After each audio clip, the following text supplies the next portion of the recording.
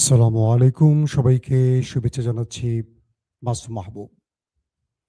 দর্শক, বেশ কিছু ব্রেকিং খবর আজকে সকালের এই লাইভ সেশনে আপনাদের জানাতে চাই। তার আগে বলব, যদি দেখতে এবং শুনতে পেয়ে থাকেন আমাকে একটু কমেন্ট করে আপনারা জানাবেন।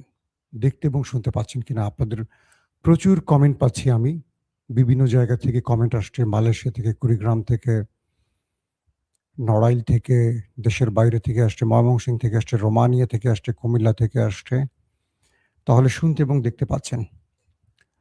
প্রিয় দর্শক, ইরাকের কুর্দিস্তান আরবিল থেকেও আসছেন। সাউন্ড সিস্টেম ঠিক আছে তো না ভাই? ক্লিয়ার আছে? ওকে। দিনাজপুর থেকে দেখছেন, ওমান থেকে দেখছেন, চট্টগ্রাম থেকে শুনছেন, সাউন্ড ক্লিয়ার। ওকে। বরিশাল থেকে, ইতালি থেকে। প্রথম কথা হলো যে যুদ্ধ পরিস্থিতির একটা বড় আপডেট আসছে। আগামী শুক্রবার কিছু একটা ঘটতে পারে মধ্যপ্রাচ্যে, পশ্চিমা দুনিয়ায়। মার্কিন গণমাধ্যমগুলো বলছে শুক্রবার ডোনাল্ড ট্রাম্প তার অগ্নি পরীক্ষা দিতে যাচ্ছে। পাকিস্তানের মাধ্যমে ইরানের কাছে বেশ কিছু প্রস্তাব আমেরিকা পাঠিয়েছে এবং ইরান তাদের কিছু প্রস্তাব আমেরিকাকে দিয়েছে। পাশাপাশি ইসরায়েল ভাবছে যে শুক্রবার যদি ডোনাল্ড ট্রাম্প যুদ্ধ বন্ধ করে দেন তাহলে একচাটিয়া মারটা খেতে পারেন তিনি, বা তার খায়েশ পূরণ না হলে কি করবে? এই যুদ্ধটাকে আরো দীর্ঘ করার উপায় কি আছে? পাশাপাশি নেতাচাতুর দেশটির ভেতরে ৭০ থেকে ৭২টি পয়েন্টে ব্যাপক অ্যাটাক করেছে ইরান। তাদের পাওয়ার প্ল্যান্ট পর্যন্ত উড়িয়ে দিয়েছে। মোসাদ অস্ত্রাগারেও, গোপন আস্তানাতেও হিট পড়েছে ইরানের। অনেক গুরুত্বপূর্ণ খবর আসতেছে একটার পর একটা। সেন্ট মার্টিন থেকে দেখছেন সেলিম না, সন্দ্বীপ থেকে দেখছেন, সিলেট থেকে দেখছেন, মৌলভীবাজার থেকে দেখছেন, পাবনা থেকে দেখছেন। ওকে। খাজা নাসিরুদ্দিন পুটিয়া রাজশাহী থেকে, শাহিন নাওগাঁ থেকে। দর্শক, পাকিস্তানের মাধ্যমে ইরানের কাছে আমেরিকা বেশ কিছু শর্ত পাঠিয়েছে। বলা হচ্ছে প্রায় 15টি শর্ত ইরানকে দিয়েছে শাহবাজ শরীফের মাধ্যমে ইরানকে। ইরান এই শর্তগুলো ছুঁড়ে ফেলে দিয়ে বলছে যে 15টা শর্ত দেখার সময় আমাদের নাই। আমরা তোমাদেরকে যে শর্তগুলো এখন দিচ্ছি এগুলো তোমরা আমেরিকার কাছে পৌঁছে দিও।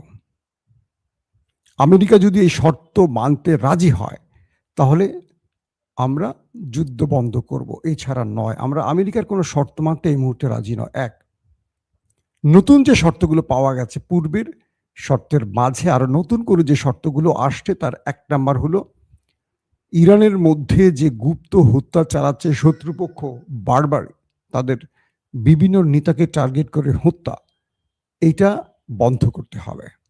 ইরানের কোনো সামরিক, রাজনৈতিক, পারমাণবিক বা কোনো ক্ষেত্রের গুরুত্বপূর্ণ ব্যক্তিকে টার্গেট করে আর গুপ্ত হত্যা চালাতে পারবে না। 2 নম্বর, ইরানের ভেতরে আর কোনো হামলা চলবে না। এটা গ্রান্টার রাষ্ট্রের মাধ্যমে, জাতিসংঘের মাধ্যমে এটাকে ঘোষণা করতে হবে যে ইরানের মধ্যে আর হামলা করা যাবে না, কারণ গত 9 মাসে 2বার ইরানে হামলা করেছে সেই পক্ষটি। 3 নম্বর, ইরানকে এই হামলায় যে মানুষ মারা গেছে, তাদের যে ক্ষয়ক্ষতি হয়েছে, তার জন্য পুরো ক্ষয়ক্ষতির তাদের যা হয়েছে হিসেব করে ক্ষতিপূরণ দিতে হবে। প্রতিটি মানুষের মাথা ধরে হিসেব তো আছেই, পাশাপাশি তাদেরকে তাদের যে সম্পদের ক্ষতি হয়েছে তারও ক্ষতিপূরণ দিতে হবে। 4 নাম্বার, গাজার এবং হামাস গাজার আর হিজবুল্লাহ লেবাননের, তাদের উপর আর কোনো অভিযান চালাতে পারবে না। তাদের উপর আর সামরিক অভিযান বা হামলা চলবে না, এটাকেও পুরোপুরি বন্ধ করতে হবে।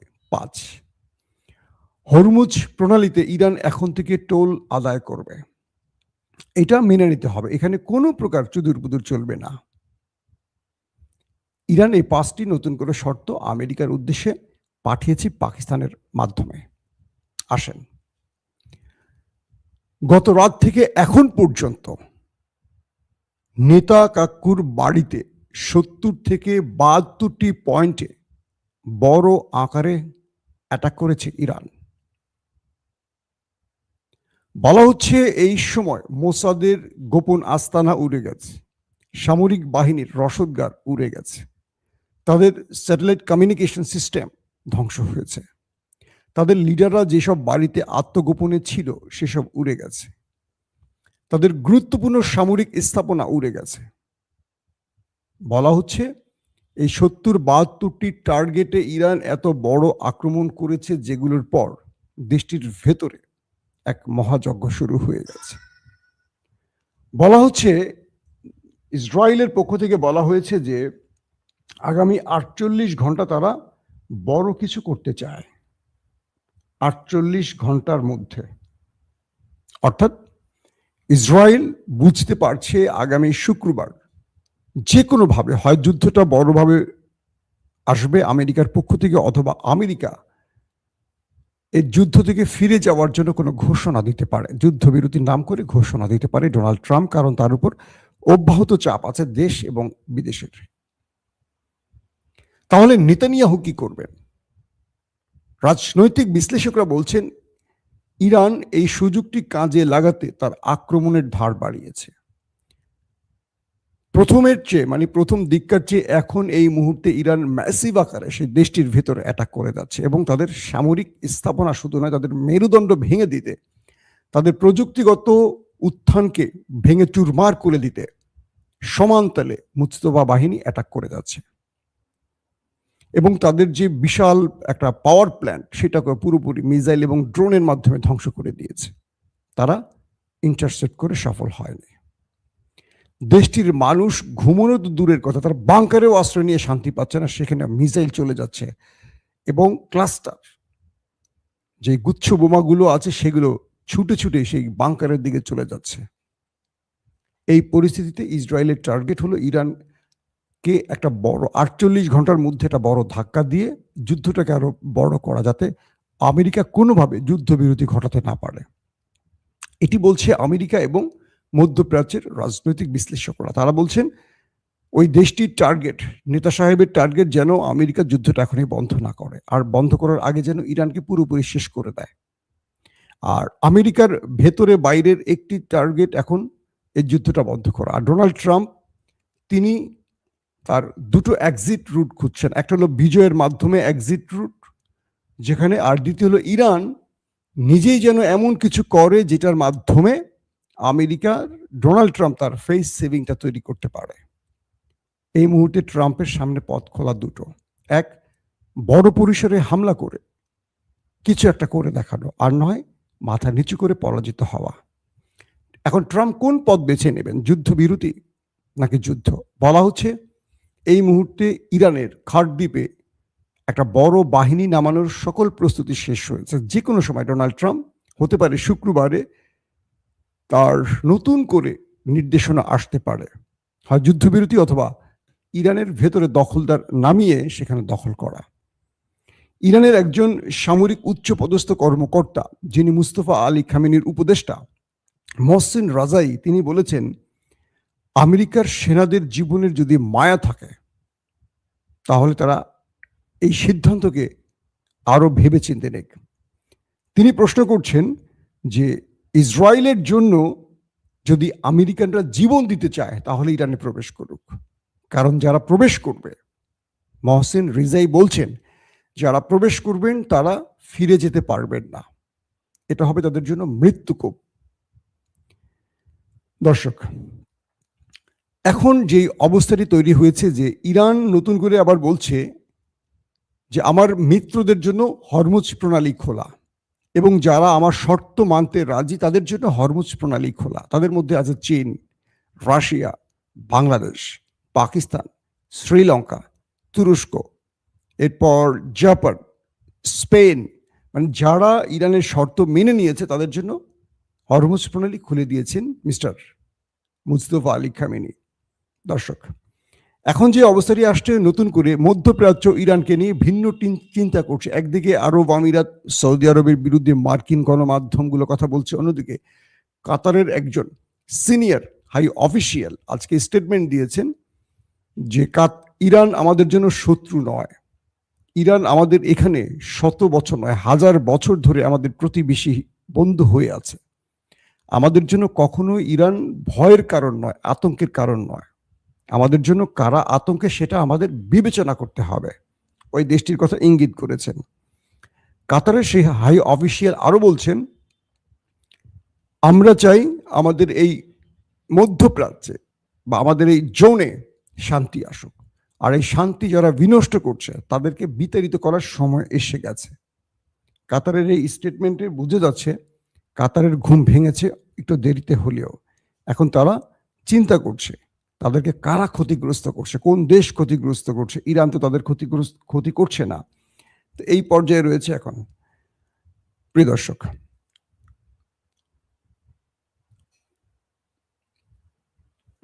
মার্কিন যুক্তরাষ্ট্রের একটি অন্যতম গণমাধ্যম সিএনএন, তারা বলছে যে ট্রাম্প ইরানকে ধোঁকা দিচ্ছে। ট্রাম্প ইরানকে ধোঁকা দিচ্ছে কিরকম? তিনি সময় ক্ষেপণ করছেন বিভিন্ন আলোচনা বা যুদ্ধবিরতির প্রস্তাব নিয়ে। মূলত তিনি ইরানের মধ্যে একটা বড় অভিযানের জন্য প্রচুর মার্কিন সেনাকে হাজির করেছেন। যে কোনো সময় ইরানের খার্গদ্বীপ, যেটা ইরানের তেল এক্সপোর্টের 90% মজুদ, এখান থেকে 90% তেল পৃথিবীর বিভিন্ন দেশে রপ্তানি করা হয়। তো ট্রাম্পের টার্গেট, এখানে তিনি ম্যাসিভ আকারে অ্যাটাক করবেন। সিএনএনের সেই নিরাপত্তা বিশ্লেষক বলছেন যে আলোচনার নাম করে মূলত ইরানকে ধোঁকা দেয়া হচ্ছে। তারা ইরানকে নিয়ে বড় অ্যাডভেঞ্চারে যাচ্ছে। বিষয়টা আরেকটু মনোযোগ দিয়ে বোঝেন। আমি একটু আগে যে কথাটি আপনাদের বলেছিলাম, ইরানের মহসিন রাজাই বলছে যে আমাদের ভূখণ্ড আমাদের জন্য, এই ভূখণ্ডের শত্রু পা রাখবে আর শত্রু নিরাপদে ফিরে যাবে, এটা হতে পারে না। ডোনাল্ড ট্রাম্পকে উদ্দেশ্য করে বলা হয়েছে যে আপনি জানেন যে আপনার দুটো দেশ মিলে আক্রমণ করার পর ইরান কি জবাব দিতে পেরেছে, কি জবাব দিতে পারবে। আর একটু আগে যেটা বললাম যে আমেরিকার সেনাদের যদি জীবনের মায়া থাকে, তারা যেন ইসরায়েলের জন্য জীবন না দেয়। এখান থেকে কেউ জীবন নিয়ে ফিরে যেতে পারবে না। দর্শক, এখন যে বিষয়টা হয়েছে, ইরান বলছে যে আমরা এ পর্যন্ত 28 ফেব্রুয়ারি থেকে 81 দফা অ্যাটাক করেছি শত্রু দেশটির ভেতরে।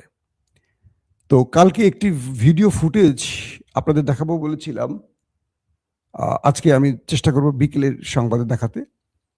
পুরো দেশটির ভেতরে নেতা চাচ্চুর কালো কাক, তেল আবিব শহর থেকে হাজার হাজার কাক আকাশ কালো করে পালিয়ে যাচ্ছে। পুরো দেশটির মধ্যে আতঙ্ক ছড়িয়ে পড়ছে, কারণ তাদের দেশে ভয়ঙ্কর কিছু ঘটবে। কাকের এই চলে যাওয়া তাদের জন্য একটি মহা বার্তা হিসেবে তারা বিবেচনা করছেন। বলা হচ্ছে যে ওই দেশটির জন্য মহা বিপদ আসছে, আর কালো কাক তার সাংকেতিক কোনো দলিল হিসেবে কাজ করছে। তাদের ধর্মগুরুরা তাদের ধর্মগ্রন্থগুলোতে এই ব্যাখ্যাগুলো আছে বহুবার। হঠাৎ করে তেল আবিবে হাজার হাজার কাক আকাশে আসলো এবং সেগুলো তেল আবিব ছেড়ে চলে যাচ্ছে। অর্থাৎ প্রকৃতির এক অমোঘ নিয়মে আল্লাহ রাব্বুল আলামিনের পক্ষ থেকে এমন কিছু বার্তা আসে, যে অঞ্চলে মহামারী আসে সেখান থেকে অনেক পাখিকুল, অনেক প্রাণী সরে যায়। তো ওরা বলছে যে এই কালো কাক আমাদের জন্য মহা কোনো ভয়ঙ্কর বার্তা দিয়ে যাচ্ছে, যেটা আসছে দিনগুলোতে ইরানের পক্ষ থেকে আমাদের উপর আসতে পারে আঘাত হিসাবে, কোনো বড় ভয়ঙ্কর অ্যাটাক। আর তাই অগ্রিম সৃষ্টিকর্তার ইশারায় এই পাখিগুলো তাদের দেশ ছেড়ে চলে যাচ্ছে। এটা নিয়ে অনেক রকম আলোচনা হয়েছে।